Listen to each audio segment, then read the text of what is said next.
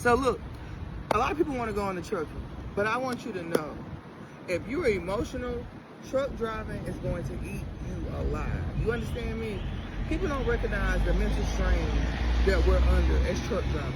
You know, you're under so much pressure from your dispatch, you're under so much pressure from your shippers, your receivers. A lot of people are very disrespectful to you, you know, especially the shippers and receivers.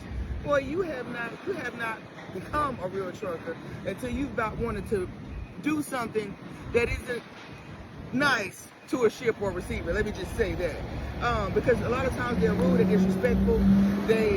You can show up, your appointment could be 11 a.m. You get there at 10:57.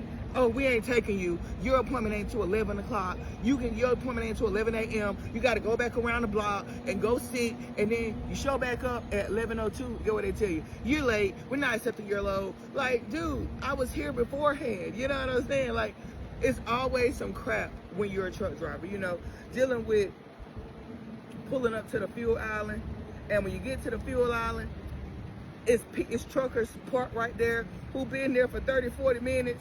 You know what I'm saying? You like, dude, can you get out of the truck island so I can go, you know, get my fuel? You know what I mean? Things of that nature.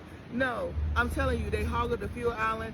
You're trying to get your shower. You know, it's just a bunch of BS when you're dealing with trucking. You know, dealing with your family. You know what I mean? A lot of times things are gonna happen, and you're not gonna be there to fix it. Because most of us are gonna start off over the road. Most of us aren't going to be blessed enough to find a local job. And I hear people saying, oh, I got me a local job coming straight out to get my CDL. Ma'am, sir, that was only you.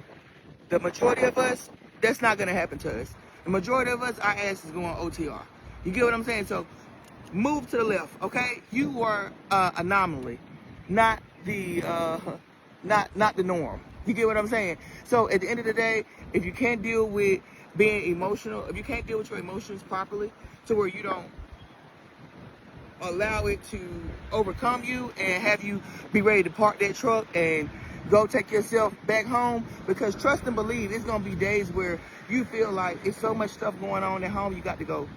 You know, your wife talking trash, she ain't showing up on time, you calling her, she ain't answering the phone. Your husband, you calling him, he ain't answering the phone. You know, he's saying he here, but he not there, his location here. Your children acting a fool in school, you know, they missing days, you don't know what's going on. You know, you in that truck by yourself, you know, because most of the time when you over the road, you're gonna be by yourself. So you see some people have dogs with them, but that's too much for me. I ain't sitting in no damn car with no goddamn dog. That's entirely too much. But a lot of people, when we go over this road, we're gonna be by ourselves. We're gonna be alone. Imagine sitting in your truck all day, 24 hours a day, 365 days of the year by yourself. Only interaction you're gonna have with most humans is when you go into that fuel station. Say, can I get DEF and diesel on pump 21? Oh, can I get a shower? That's gonna be the only conversation you have with the restaurant. Oh, let me get a number 3. Let me get a number 6, no mayonnaise, no ketchup. You know, that's the most interaction you're gonna have being a truck driver over the road. You know what I mean? So a lot of times you're gonna spend by yourself alone. So if you aren't mentally strong, if you don't know how to handle your emotions, trucking is going to eat you alive. You're gonna come up with every excuse possible to get your ass back home. You know what I'm saying? But if you can just make it through that, at the end of the day, eventually you'll become local if that's what you like. Some people just prefer over the road because they're loners, like myself.